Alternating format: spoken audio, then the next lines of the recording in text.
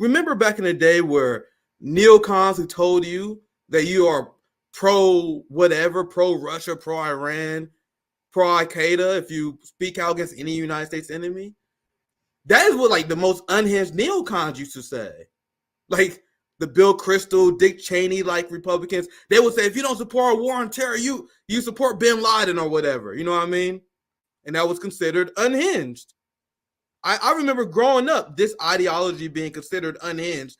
That same ideology of calling anyone who advocates for peace a traitor to this country is now 100% acceptable liberal discourse nowadays. You have CNN, you have every single liberal journalist that's calling Tucker Carlson a traitor to this country because he want to talk to Vladimir Putin. Do you guys see how our society lost its goddamn mind? Remember Tara Reid? The amazing woman who was sexually assaulted by Joe Biden very credibly. She had to go to Russia to seek asylum because the federal government was going after her. You guys want to know what they called Tara Reid? Every single liberal said Tara Reid is a traitor to the United States because she went to Russia where she had to seek asylum from our government. Do you guys understand what the hell's going on right now? Now I'm going to bring my guests in real quick. But the last thought I have here, and this is why it's important to watch this interview, even if you don't like Tucker Carlson. Hell, I'll rephrase what I said. Watch any interview of Putin, period. It don't have to be the Tucker Carlson one. I think you probably should. I'm going to watch it. It's going to be fucking interesting. But we need to change the culture in this country. And this is what I was talking about regarding my takes on soldiers and what the culture moving forward need to be. We need to make it so we humanize our enemies. I explained many times before. I'm not like a big Putin fan. Never was. Even though I'm accused of being a Putin puppet. You know what I mean? I just see him as someone who resisting United States empire. And what the United States empire wants to do, they want us to turn every single enemy of the United States as a cartoon character. Putin is the worst. Next Hitler. Xi Jinping is the greatest threat to the United States. Hamas are unhinged evil terrorists. You notice how they never show you guys what Putin says? You guys notice how they never show you what Hamas says? When they tell you that Hamas is an anti-Jewish organization that want to kill Jews. And then literally in their fucking 2017 charter, they said this is not a religious battle against Jewish people. We acknowledge that Jewish people oppose apartheid all over the world. You had Hamas as an organization that said many times that it had nothing to do with religion at all. But many Americans don't know that because it's very important for empire to hide what our enemies are saying. It's very important for empire to demonize our enemies and turn them into like James Bond villains to trick people to go into war. And the embarrassing Bernie Sanders left fell for it. Bernie Sanders has Putin derangement syndrome. The entire Bernie Sanders left had Putin derangement syndrome. The entire social democrat left spread lies about China and Xi Jinping. Empire brain. You're still imperialist, but you don't know it. I can't wait to get Garland Nixon take on this. I'm going to introduce my guest here.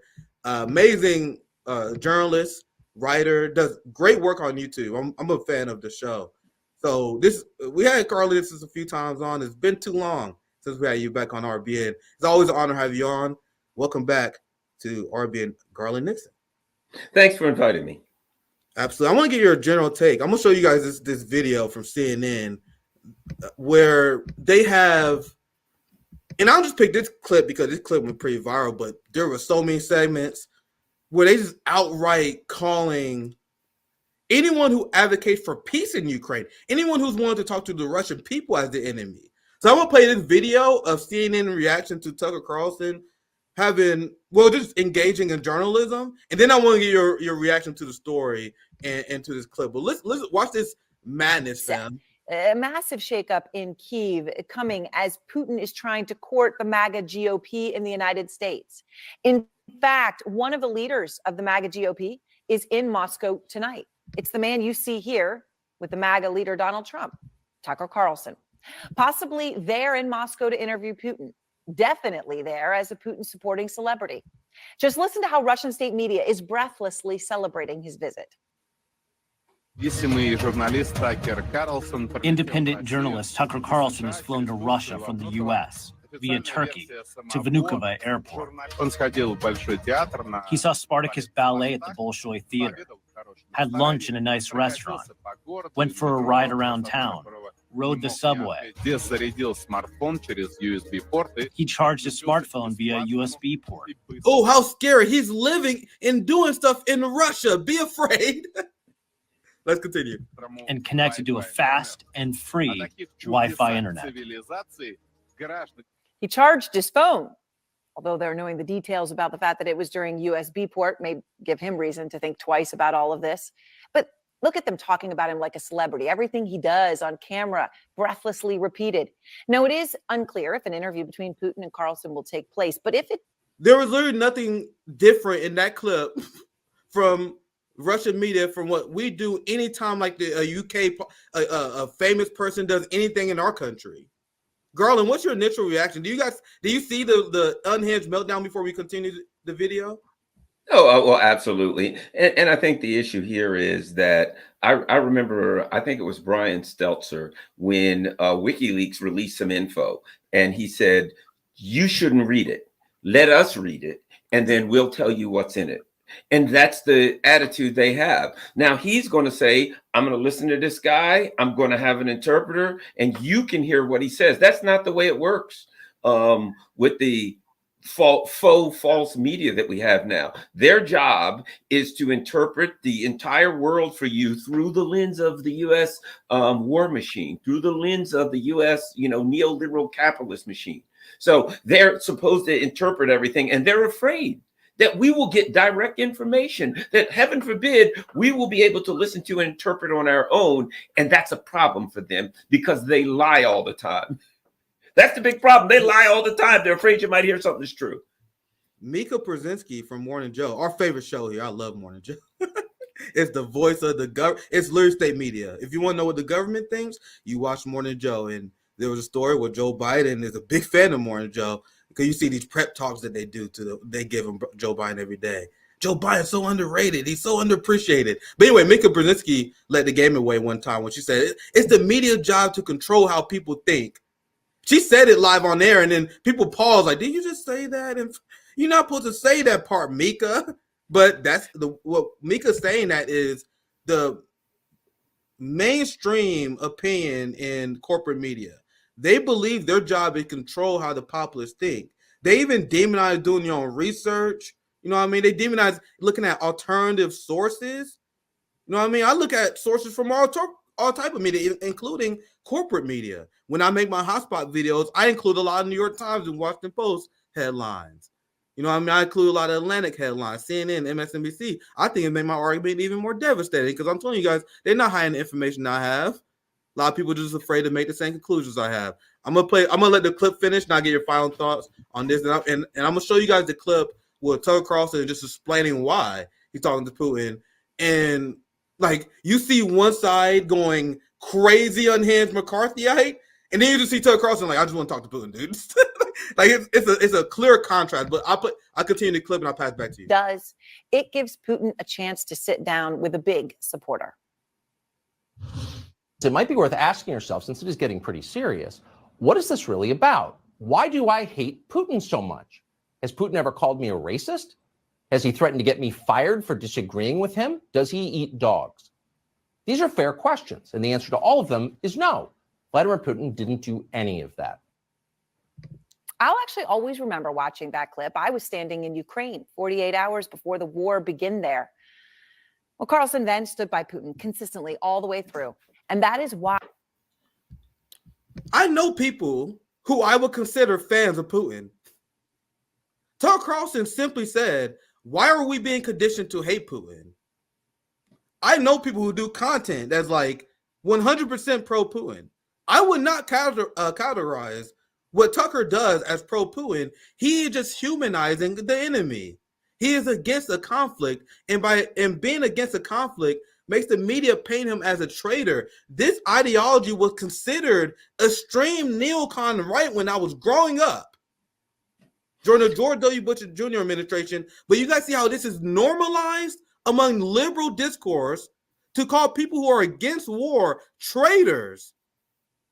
Well, and I'll add this. This Right. is the mentality. I'm glad you brought up George W. Bush, because if you remember, one of the things he said is, you're either with us Yes, or sir. against us, right? Wherein people like us, and I'm sure people in the chat who are watching right now, before we decide what we support or don't support, we want to hear as much unbiased information as we can, so we can kind of use our own intellectual resources, our background, our cultural and ideological views to listen to this information and figure out how we think about it. What she's saying there is this: either you hate Putin or you support Putin. There's nothing in between. There's no, look, he's in another, as Paul Robeson said when they asked him about the Soviet Union or about Stalin, he said, I'm not Russian. That's up to the Russian people to decide about their leader. But I can listen to it and decide. First of all, I don't know Putin, I don't know Trump, and I don't know her. So this is not some emotional thing for me to like or not like, support or not support people that I don't even know. But if you're going to take all my money and give it to somebody else for a war against this guy, and then you're going to tell me what he thinks, it would be nice if I could hear out of his own mouth what he thinks. That's what they don't want. Because they pretend as though we're so stupid that we need them to interpret reality for us. But what they really know is that we're not. And they're afraid that if people start hearing reality and hearing the truth, that it'll make it glaringly obvious that we're being had. And people like us who are always saying to people every day, you're being had, you're being lied to. Look forward to hearing something that we don't get an opportunity to normally hear. Yeah, let's let the clip finish, and I'm gonna show you guys just a little bit of Tucker Carlson video. I'm probably not gonna watch the whole thing because like 6 minutes, but yeah. I want to show you guys a little bit of what he says on why he wants to interview Putin. But I'll let the clip finish. Feel free to interrupt if you have any reactions, Garland. Why he can go to Moscow now without any fear of being summarily imprisoned. He's a hero. This was Putin's mouthpiece in the United States, somebody who had turned a blind eye to the atrocities committed by Putin because they were happening far away. Once vibrant towns turned to ruins, Isn't that what you guys doing to Gaza? Denying the International Court of Justice ruled that Israel is committing a genocide, and you guys are still denying that fact. Tucker never did that. He's against us escalating war in Ukraine. But Garland, I think you want to chime in. Feel free if you want to. No, I was going to say, I was basically what you were saying. The idea that people who are supporting a current genocide in which more people were killed, more children were killed in the first 2 weeks of the Gaza onslaught than they were in the last 2 years in Ukraine. And they have the nerve to say that somebody else, with what we see Netanyahu is doing. Netanyahu's not a butcher. He's not a killer. He's just an ally. So it is just preposterous that they would show this, which makes, if you looked at Gaza, that looks like the pristine center of, of Paris, and compared to what Gaza looks like, it's absurd. You guys realize that the Biden administration and the media claim that Putin was committing a genocide? Their claim is that Putin kidnapped children. You guys realize that they claim that Putin kidnapped less children than Israel killed in the first week of their campaign. Well, so Israel killing those children is good. Well, go ahead, Carl. Well, here's the thing about it, too. Okay, so they say he kidnapped these children and he took them out of a war zone and into Russia without one complaint from a parent. Not one parent came forward and said, oh, man, I got a problem with this. They just said, well, he moved kids out of here into a war zone, out of a war zone into a non-war zone. They couldn't find a single parent anywhere that would complain because, let's face it, these people were Russian-speaking people who were living in Ukraine where it's illegal to speak their native language. None of them was going to complain. They were actually leaving and all heading for Russia. So you don't have a complaint against Putin, and you go and you make a complaint that he's kidnapping children. It's just preposterous. Again, that's why they can't afford for us to hear the truth, because Absolutely. Their lies are so transparently obvious. Absolutely. This clip is almost done. Let's wrap it up. Because they were happening far away. Once vibrant towns turned to ruins, mass graves with dozens of bodies in the Kyiv suburbs, a theater full of innocent women and children sheltering, bombed. Despite the giant world's children written on the roof, more than 200,000 Ukrainian soldiers killed or injured. I can't believe tonight, you're doing Putin this. is trying to seize on the fact that Zelensky's military appears to be in turmoil, capitalizing on a moment of intense American political dysfunction and intensifying. Dude, I can't believe they're still doing this. Because, you know, doing this thing where they're pretending that Ukraine is somehow a uniquely evil war. I covered how there were a lot of European politicians, some Swedish politicians, who were sweet summer children. They were so naive. They were disillusioned because they heard what the West said about Ukraine, and now they see United States policy in Gaza, and these sweet summer children, they're like, we heard the United States speak out against war crimes, and now we are super confused with how they're not only refusing to hold Israel accountable, but they are helping them. I covered this a few weeks ago, how politics was saying that. So the hypocrisy shown between the United States reaction, media reaction to Ukraine compared to Gaza, completely exposes the hypocrisy of the rules-based order. So I would think you would want to keep that like on the hush-hush moving forward. But before we move on, go ahead, Garland, if you want to chime in. And here's the other thing. Okay, so the Biden administration makes these claims against Russia. They killed had a bunch of people in Bucha, right? Like, for instance, Bucha, right? They say, oh, they killed all of these people. Then Russia says, can you give us a list of the names? Never came up with a list of the names. All these people were killed, but you don't have one name. How about China? China is creating a genocide against the Uyghurs. Okay, the Muslim nations send in a delegation of Muslim leaders, and they can't find one body. Now, this is a genocide, the first genocide where you can't produce one death, you can't produce one refugee, and might I add, there are more Uyghurs now than there were before. What kind of genocide is that? So they make these accusations. The government makes the accusations, and her job is simply to repeat them. My question is this: if Russia did these things, why didn't you go to the ICJ? Why didn't they do what South Africa did? You know why they didn't? Because it's just a pack of lies. Every other day, oh, Russia killed 1,000 people and whatever. What are their names? They never got their names. Go to the ICJ and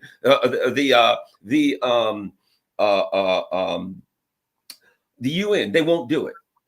How about this? The Nord Stream's blown up. Okay, great. The UN, Russia went to the UN and said, we request that the United Nations do an investigation into Nord Stream. We did not blow it up.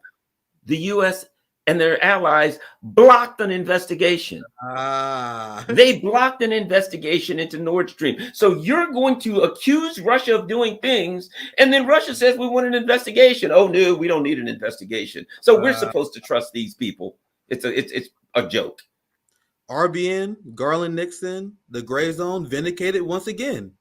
I've seen quote unquote anti-imperialists reporting, media people like The Intercept, The Nation, the Bernie Left, that repeat uncritically the Uyghur genocide. Uncritically for years. In fact, do you guys know how much shit I have gotten over the years for refusing to go with this bullshit? And not from the right. I'm talking about from the liberals and the Bernie Left, who uncritically repeat state propaganda. And now that we've seen what happened in Gaza, I hope every single person who pushed that bullshit feels as dumb as they should. The idea that China can pull a secret genocide in the age of social media. People will say this shit with a serious face, Garland. Yeah, well, these are the people who told us they were going to elect Joe Biden and drag him to the left. I ask them how that's going. So if you was interested, you can probably read some of the subtitles. I'll play just a little bit of it. You guys can check it out for yourself. Maybe a minute of this video, because I want you guys to hear what Tucker says, and then we can quickly move on, because we got still a bit to talk about. So yeah, let's play a little bit and we can move on. Interview the president of Russia, Vladimir Putin. We'll be doing that soon. There are risks to conducting an interview like this, obviously. So we thought about it carefully over many months. Here's why we're doing it. First, because it's our job. We're in journalism. Our duty is to inform people. 2 years into a war that's reshaping the entire world, most Americans are not informed. They have no real idea what's happening in this region, here in Russia or 600 miles away in Ukraine. But they should know. They're paying for much of it in ways they might not fully yet perceive. The war in Ukraine is a human disaster.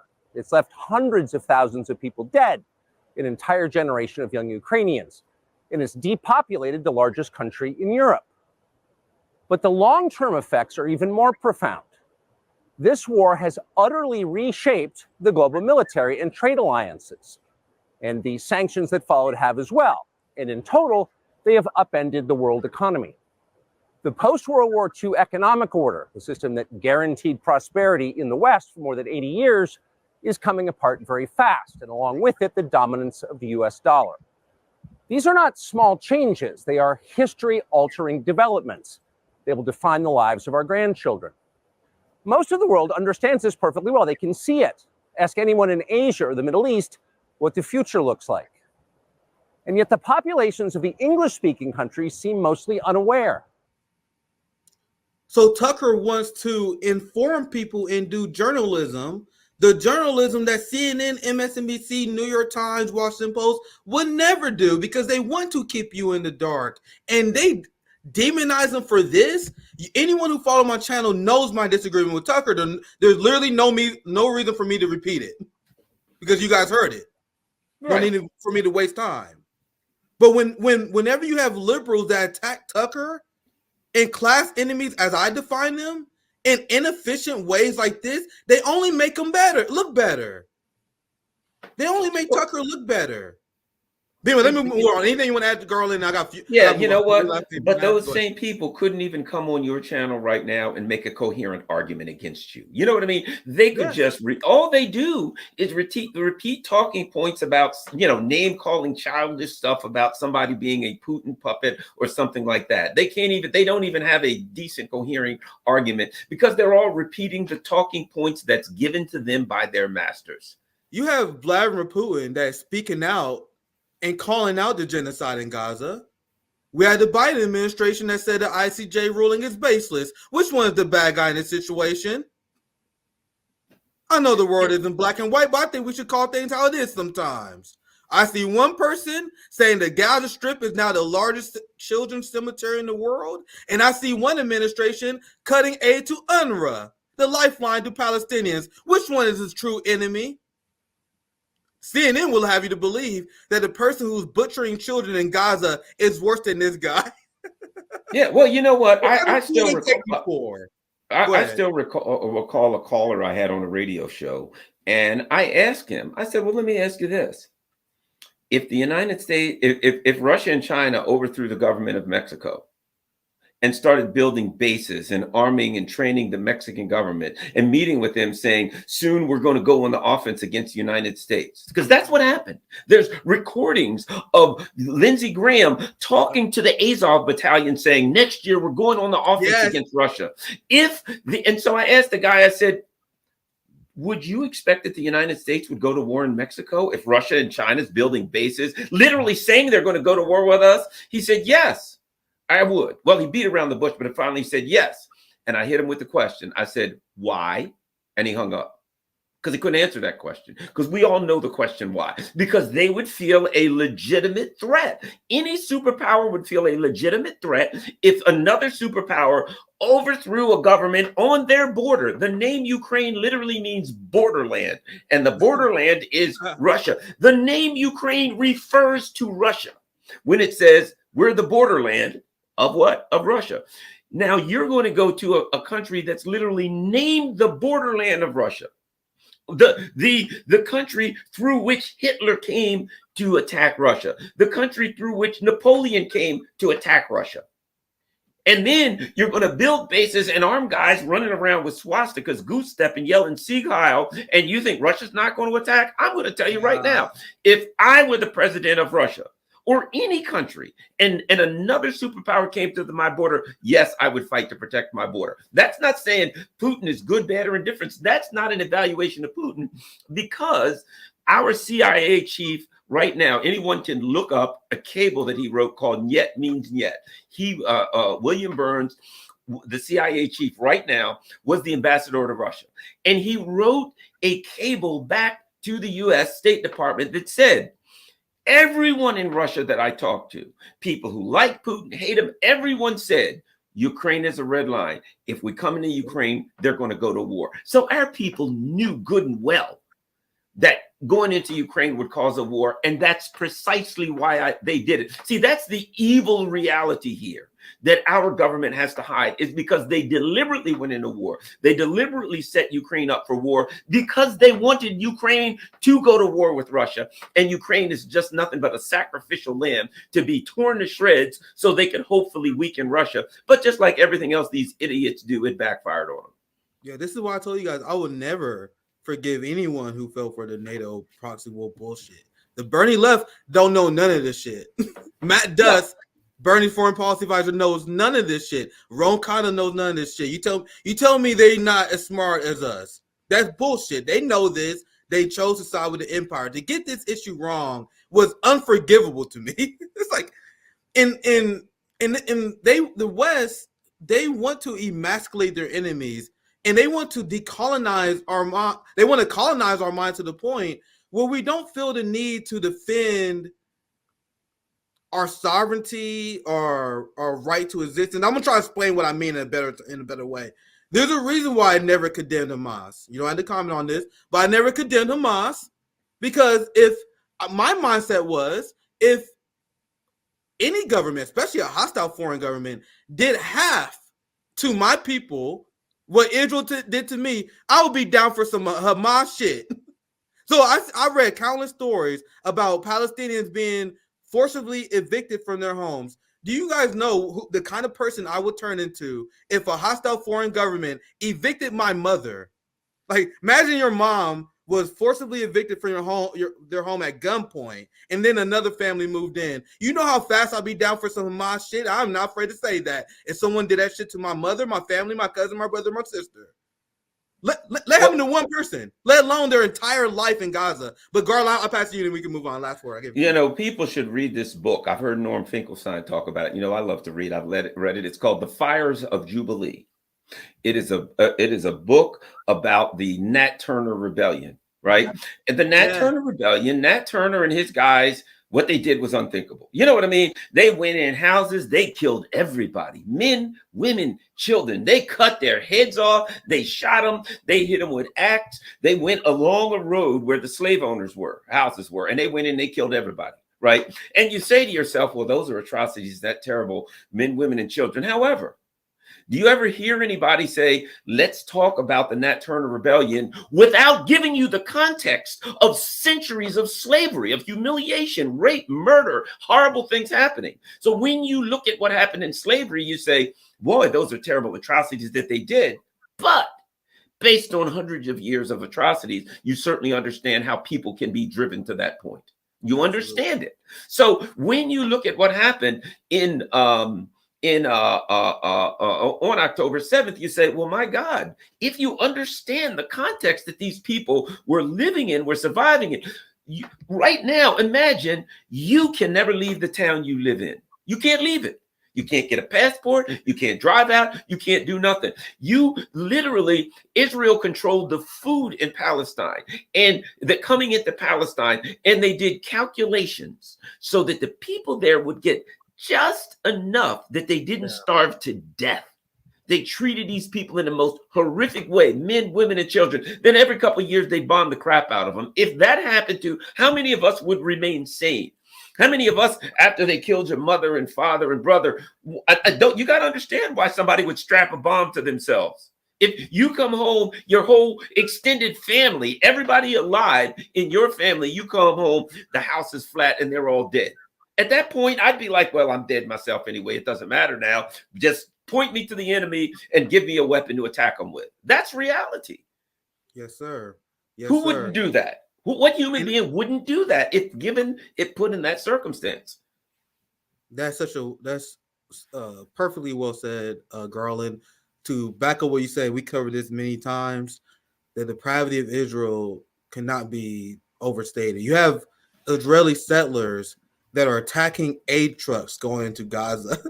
Like, if someone wrote an evil country in like media, I'd be like, come on, bro, you overdoing it, bro. But this is reality. This is, luckily, thank God. I don't have a segment plan, but the Israel bill apparently was killed today. I was tweeting about it. It has a $17 billion bill that was sent to fund the Israeli genocide. That standalone bill was killed, thank God. You got to know that's a round amount of money you need to end homelessness. We was just about to give it to one of the most evil countries we've seen in the modern era. And I think haven't we given like go ahead. 150 billion or something so far to Ukraine? And they want 118 more billion. We've given like 150 billion. Imagine if you were to go to the poor communities throughout this country and spread that billion here. Just think 100 billion. So we're now getting up around 200 billion, right? Imagine that's 4 billion for every state. And some little teeny states like Rhode Island, you know, how much is going on there, right? But just think what could be done for the people of America if these neocons weren't out here marauding around trying to hold on to world hegemony, which they lost, which they don't even have, and filling their friends' money, pockets with money. This is our money, either our tax money, or they're borrowing it for us and our kids in the future to have to pay. And it's being used for evil purposes.